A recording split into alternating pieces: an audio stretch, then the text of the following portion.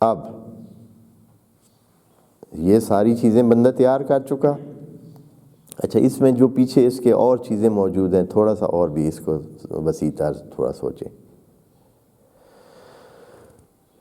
یہ اس شخص کی بات ہے، اور جب احدکم کہا ہے اور تکون لہو، تو اس کا مطلب یہ ہے کہ یہ چیز اس نے بنائی ہے، اپنی زندگی لگا کر یہ کام کیا ہے. ایسے نہیں کہ اس کو وراثت میں ملی ہے. یہ چیز خدا کریم نے ذکر نہیں کی ہے کہ اس کو وراثت میں ملی ہو. اس نے نہیں، اس نے یہ کام کیا ہے، اس نے بنایا ہے، اس نے محنت کی ہے. خدا کریم یہ کہنا چاہتا ہے کہ اے انسانوں، آپ کے پاس جو چیزیں، بہت ساری چیزیں ہیں، اس میں آپ کی محنت، خدا کی دی ہوئی تو اپنی جگہ ہر چیز ہے، اس پر جو آپ نے عمل کر کے بہت سارا کچھ بنایا ہوا ہے. مثلا ایک انسان نے پڑھا ہے تو وہ پڑھنا ایک باغ ہے اس کا. جو کچھ اس نے پڑھا ہے، جو کچھ اس نے سیکھا ہے، جو کچھ اس کی معلومات ہے، یہ اس کا باغ ہے. یہ اگر اپنے اس باغ سے فائدہ نہیں اٹھائے تو یہ باغ جانے والا ہے، یہ باغ ختم ہونے والا ہے. اگر اس نے اس کو لوگوں تک نہیں پہنچایا، اس کو فائدہ نہیں حاصل کیا زندگی میں اس اپنی معلومات کا. اگر کوئی ایماندار ہے تو اگر اپنے ایمان کو اس نے فائدہ نہیں لیا، ایماندار ہے تو اس کو بندگی اپنی بڑھانی چاہیے. ایمانداری کا اور ایمان کا تعلق بندگی سے. بندگی اس کا نتیجہ بندگی ہونا چاہیے، بندگی بڑھنی چاہیے. جس کو پتہ ہی نہیں ہے کہ کیا ہے بندگی، کیا سلسلے ہیں، وہ تو علیحدہ، اس کو تو رہنے دیں. جس کو پتہ چل چکا ہے کہ اللہ کے ساتھ قرب کے کیا فائدے ہیں، آگے زندگی آنے والی ہے، تو اس کو تو فائدہ اٹھانا چاہیے. بہرحال فرما رہے ہیں اس میں یہ چیز خود ہی پتہ چل جاتی ہے کہ یہ ساری خدا کریم جب کہہ رہا ہے کہ ایود، تکلیف بھی تب ہوگی، یعنی جو نہ چاہنا ہوگا، کیونکہ یہ ایود سوالیہ صورت میں یہ کہہ کر خدا کریم چاہتا ہے کہ یہ بتائے کہ آپ نہیں چاہیں گے، ایسے یہ چیز آپ نہیں چاہیں گے.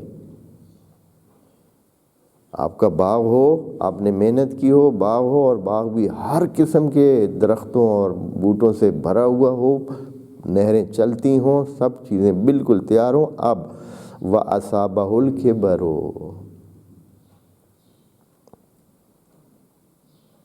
اب جو ہے نا اس کو کیا آ گیا ہے؟ بڑھاپا اس کا آ گیا ہے. یعنی اسی کام میں ہاں، اسی کو باغ کو بناتے بناتے اور اس حد تک پہنچاتے اس کا بڑھاپا آ گیا.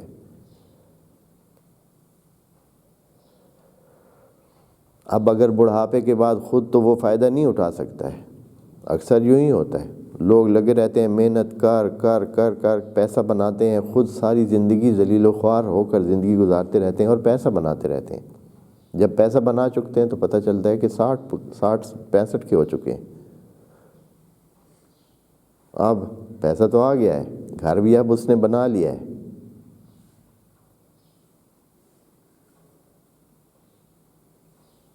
اب اس بندے کا اپنا حاصل کیا ہے؟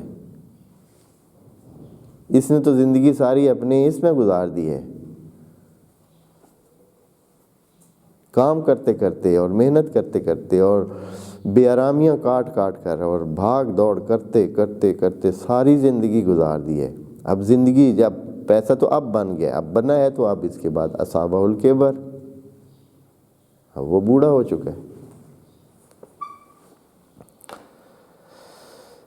وَلَهُ ذُرِّيَّةٌ ضُعَفَاءُ، اور اس کو پتہ ہے کہ اس کے بعد اس کے کیا ہیں، اس کی ذریہ ہے، اور وہ بھی کیا ہے؟ ضعفاء ہیں، وہ کمزور ہیں. کمزور تو ہیں ہی کہ بھائی یقیناً ان کے پاس خود سے تو کچھ نہیں ہے، اگر ہے تو یہی اس کے بابا کا وہ جو سلسلہ ہے وہ ہے، اس کی ذریہ ہے ضعفاء. یہ مثال ہے، ہاں، یعنی کہ حتماً ہر دفعہ ایسے ہی ہوتا ہے.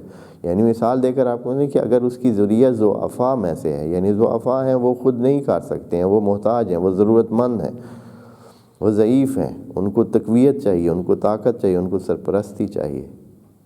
ایک طرف خود بوڑھا ہے، ایک طرف اس کے ذریہ ہے جو ضعفاء ہیں، ان کے پاس کوئی اپنے پاؤں پہ کھڑا ہونے کے لیے وہ اس قابل نہیں ہے۔